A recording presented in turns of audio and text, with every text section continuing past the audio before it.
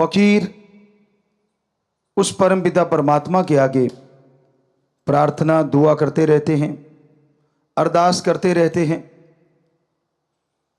और उसका मकसद सिर्फ एक ही होता है कि हर जीव सुख शांति हासिल करे, हर इंसान को वो खुशियां मिले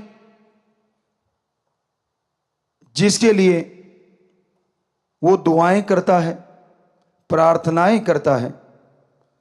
पर जायज नाजायज मांग ना तो कभी पूरी होती है और ना उसके लिए संत पीर फकीर कोई दुआएं करते हैं। जायज नाजायज, सही है गलत है, इसका पता कैसे चले?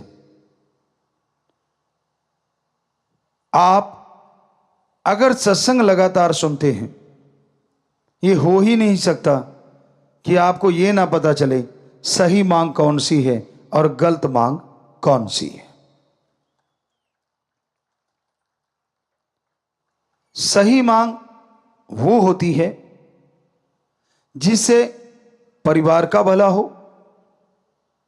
समाज का भला हो, देश का भला हो और संसार का भला हो। सही मांग वो भी होती है शरीर का भला हो, आत्मा का भला हो और दिमाग में शांति रहे, संतोष धन आए, मन ना भटकाए, माया ना छलिया बने, काम वासना क्रोध लोभ मोह अहंकार तंग ना करें। ये सारी प्रार्थनाएं जब की जाती हैं तो परमपिता परमात्मा की दरगाह में मंजूर होती हैं।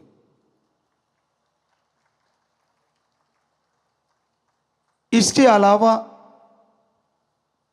आदमी तो बहुत कुछ मांगता है, मुझे ये दे दो, मुझे वो दे दो, पर सूफियत में सच्चा भक्त मानता है, हे मेरे परमपिता परमात्मा, मुझे वो देना जो तेरे दर के करीब करे, कभी दूर ना करे।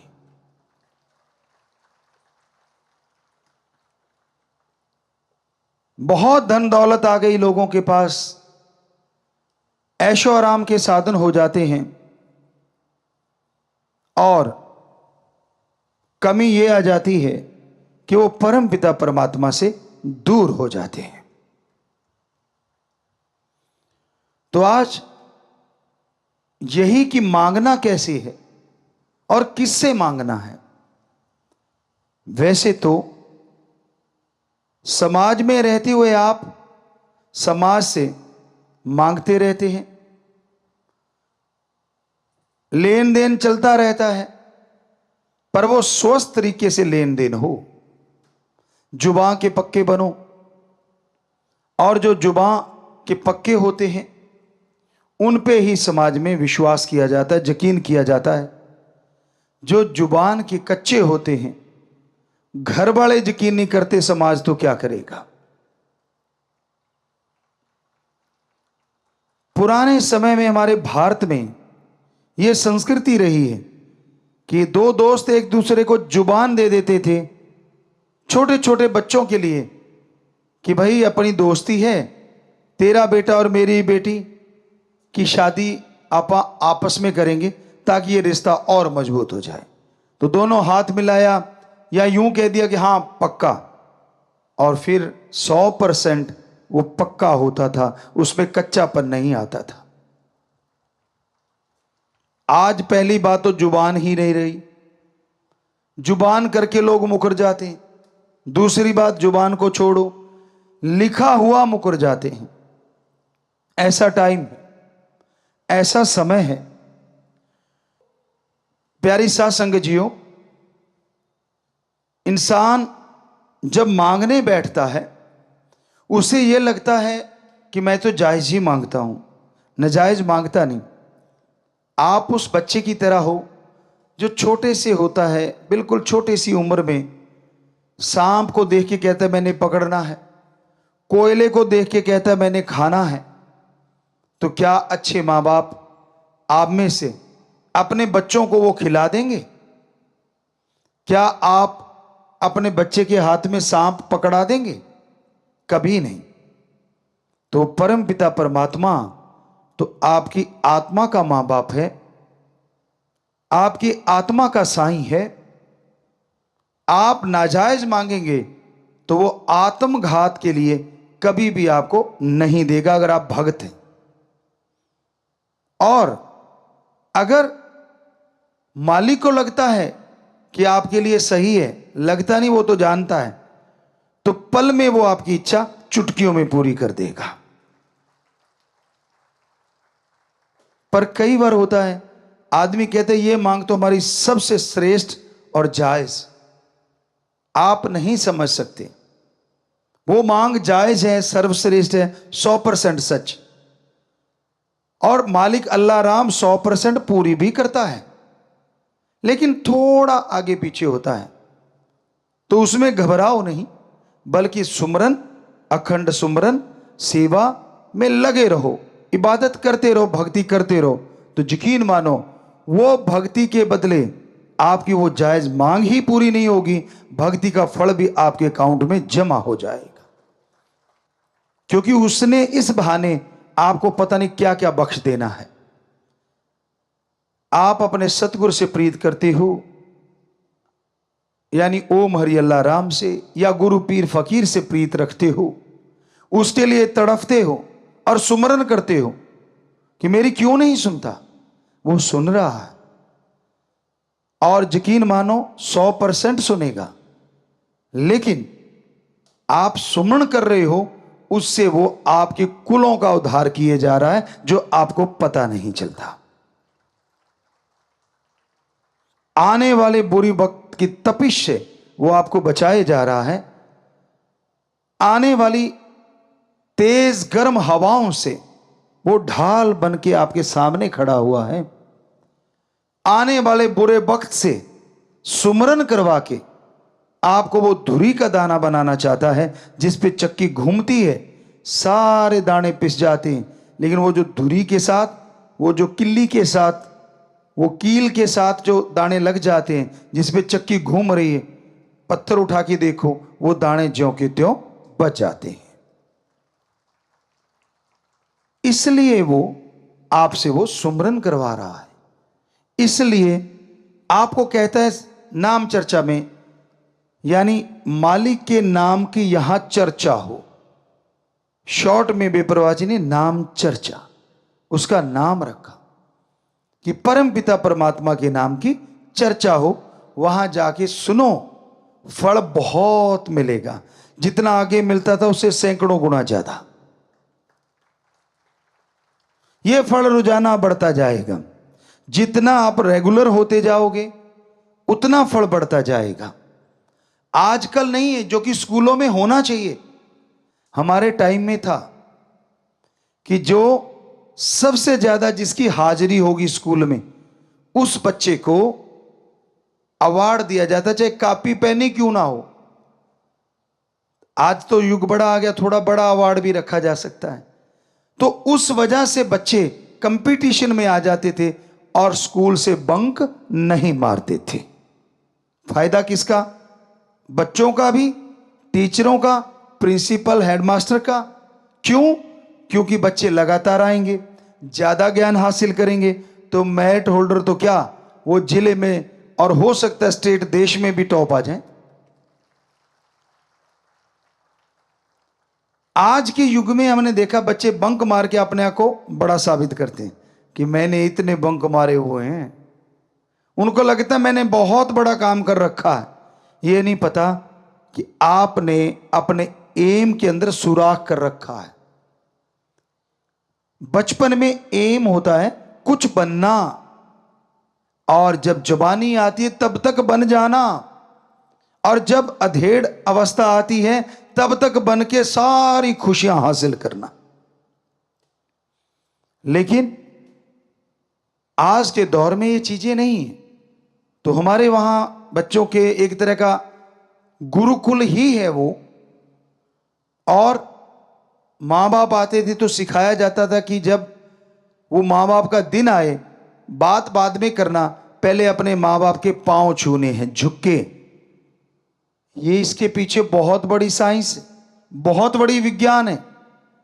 आप झुकते हैं तो वो जो पांव को छूना और एक सिर पे हाथ का आना, इसके अंदर बहुत बड़ी साइंस छुपी हुई है।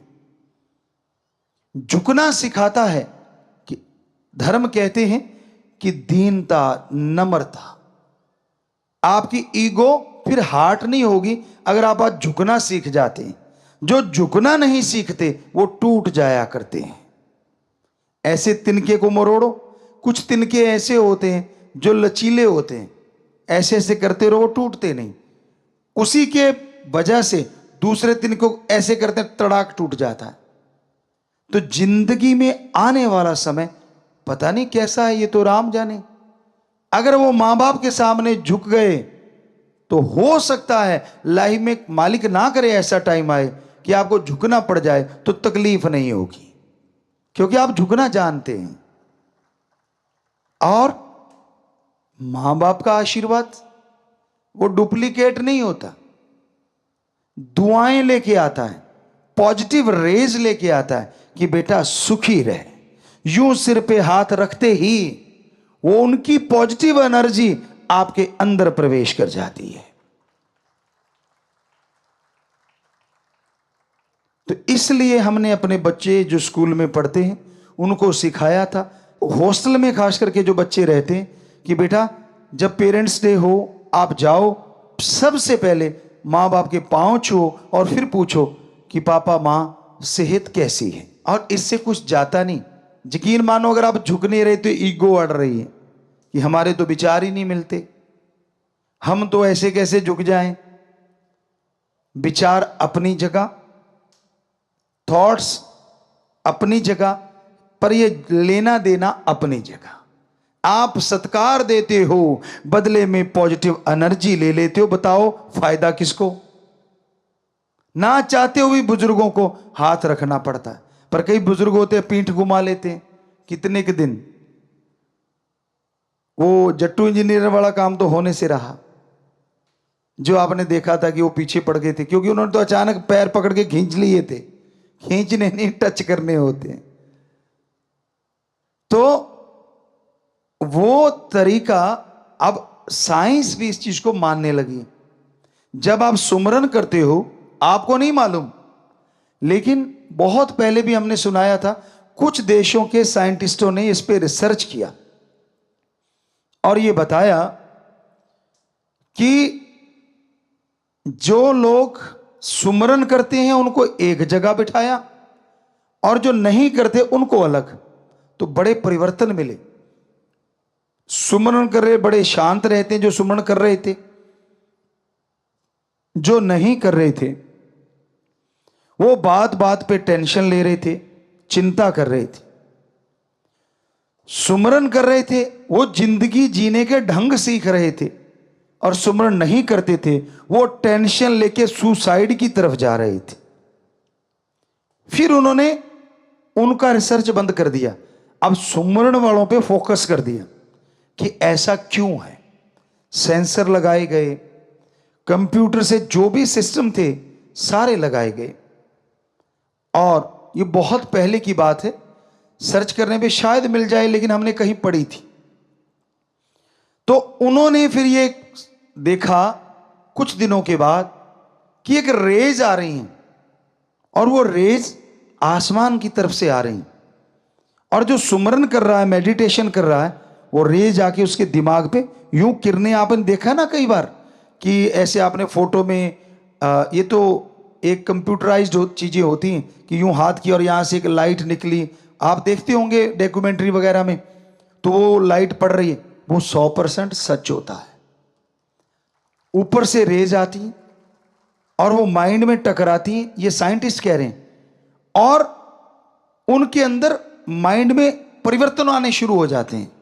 डीएनए के जो सेल्स हैं वो मजबूत होते हैं, अंदर डीएनए पनप रहा है, वो और स्ट्रांग होता चला जाता है। फिर उन्होंने सोचा इन रेज का पीछा किया जाए। जब उन्होंने उस रेज का पीछा किया तो एक हद के बाद पता नहीं चला वो रेज आ कहां से रही, क्योंकि इनकी जो साइंस की जो दायरा है वो ब्रह्मांड के अंदर तक का है, और वो ब्रह्मांड से पार से आती हैं रेज। किससे आती हैं? ओम, एक ओंकार, अल्लाह, गॉड, सुप्रीम पावर से आती हैं। क्या संत पीर फकीर आशीर्वाद देते उससे भी रेज आती? जी हां, आती हैं। क्यों आती हैं? क्योंकि उनका हाथ पार ब्रह्म उस परमपिता परमात्मा से जुड़ा होता है। साइंस के अकॉर्डिंग उनकी सिक्स सेंस हमेशा मालिक से कनेक्ट रहती है। इसका मतलब यह नहीं कि उनकी सिक्स सेंस यहां काम नहीं करती, बल्कि आपसे कई गुना ज्यादा उनकी सिक्स सेंस यहां भी काम करती है। यह कैसे पॉसिबल है? यही वो अनसुलझी पहेली है जिसे साइंस शायद ही कभी सुलझा पाए, पर धर्म सुलझाते हैं। कैसे? संत पीर फकीर जैसे आपको बताया बनाए नहीं जाते, वो पैदा होते। फर्स्ट जब वो आत्मा गर्भ में आती तो परम पिता परमात्मा के अंश तो सारी आत्माएं होती हैं, पर वो उस मालिक से डायरेक्ट उस बॉडी में आती। बाकी जन्म भोग के आती, 84 लाख जूने भोग के आती। पर जो संत आज से पहले हमारे महापुरुष हुए, जितने भी संत सच्चे रूहानी सूफी संत आए, बहुत आए सारे धर्मों में, वो डायरेक्ट उस ओम का अंश होते हैं, ना कि जन्मों मरणों में घूमी हुई आत्मा होते हैं। तो अब पता नहीं 84 लाख जूनियों में कितने बार चक्कर लगा चुकी आत्मा। एक तो वो है मनुष्य के शरीर में, और एक वो है जिसे भगवान ने डायरेक्ट अपना अंश बना के भेज दिया। तो नेचुरली वो जो घूम घुमा के आई है, वो तो संचित कर्म इकट्ठे किए बैठी है। उनको भोगते भोगते कभी गुस्से हो जाती है, कभी सतगुरु राम से भी मुनकर, कभी कुछ कभी कुछ कभी कुछ। पर वो जो संतों की आत्मा इस बॉडी में होती है, वो परम पिता परमात्मा का प्योर और ओरिजिनल वो अंश होती है जो शरीरों में बाकी में गई नहीं, डायरेक्ट मनुष्य शरीर में आती है। इसलिए वो क्योंकि डायरेक्ट आई है तो उसका कनेक्शन भी गर्भ में भी मालिक से डायरेक्ट होता है। बाहर तो छोड़ो, आप कनेक्शन डायरेक्ट है। तो जब वो आशीर्वाद या वो बात कहें या वो आंखों से निहार दें, असर किन पे पड़ता है? इन रेज का। जो झोली फैलाए बैठा है, दीनता, नम्रता जिसके गहने हैं, जो 100% संतों के गुरु के वचनों को मानता है, ना कि नजायज फायदा उठाने के लिए आया, वो नहीं। जो अपने पीर फकीर से दृढ़ यकीन रखता है। इसलिए हमने आपसे हमेशा दो ही तोहफे मांगे, वचनों पे पक्के रहो और दृढ़ यकीन रखो, तो नेचुरली प्रीत बढ़ेगी। और फिर आप देखोगे कि एक नजर भी अगर टकरा गई तो पता नहीं क्या से क्या दिखा दे। ये हमारी कोई औकात नहीं, ये तो उस परमपिता परमात्मा की हम रहमत कृपा बता रहे हैं कि ये उसने किया होता है। वो कौन से शरीर को चुनता है, ये भी उसका काम होता है। तो इसमें हमारा तो कोई काम नहीं रहा ना, किसी भी संत का कोई काम नहीं होता।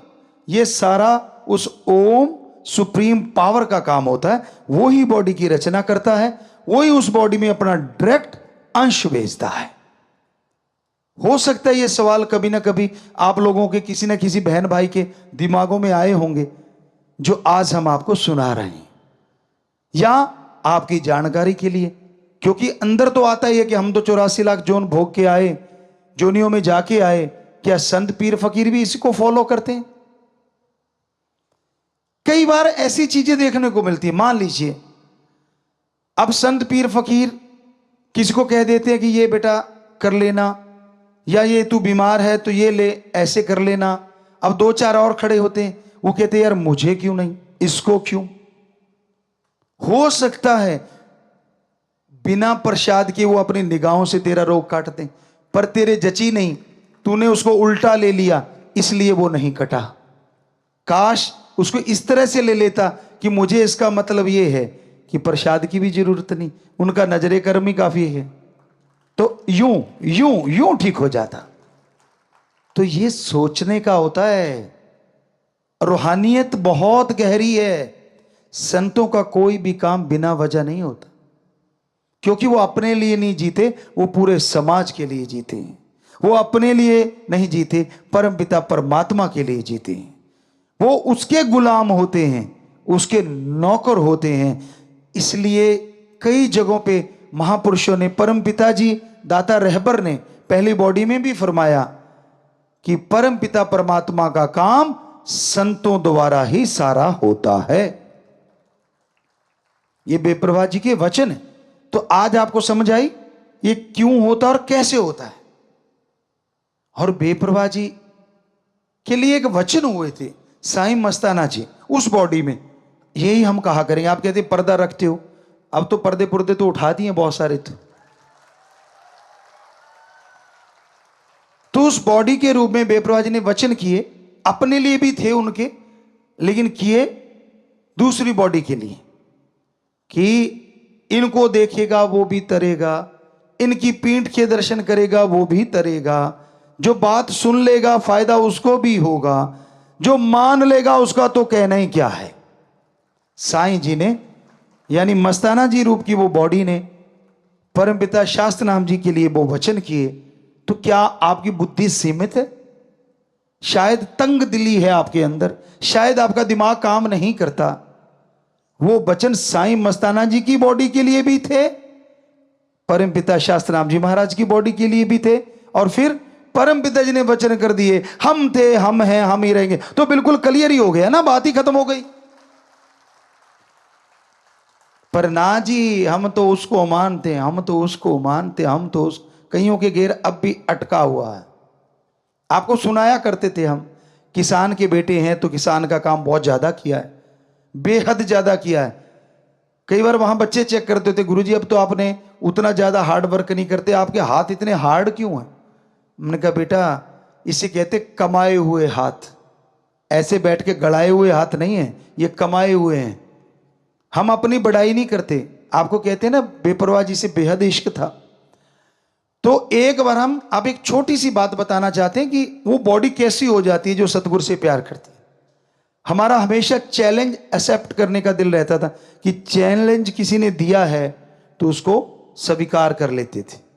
तो हम आए आश्रम में, डेरे में, बेपरवाह जी से दर्श दीदार हुए, सेवा की, जो भी सेवा बनती थी। और पीछे गांव में, अगर गांव वाला होगा पुराना तो उसको पता होगा, गांव में एक स्कूल बनाने के लिए चर्चा चल पड़ी और वहां मिट्टी डालने लगे कि अपने अपने खेतों से मिट्टी डालो, खड्डे खुड्डे थे वहां काफी।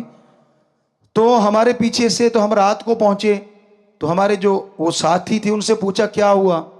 कहते यार आज तो कंपटीशन हो गया पूरे गांव में, हमारी वजह कह लो, राम जी की वजह, कंपटीशन चलता था हर बात के लिए। वो आपको बाद में बताएंगे, हंसने वाली बातें भी है। तो हमने कहा कितनी ट्राली डाली? कहते जी हम तो 22 डाल पाए। तो हमने कहा और? कहते फला फला 26 डाल गया। हमने कहा लानत, क्यों 22 डाली आपने? कहते थोड़ा सा खेत दूर है ना। मैंने कहा फिर क्या हो गया, कल सही।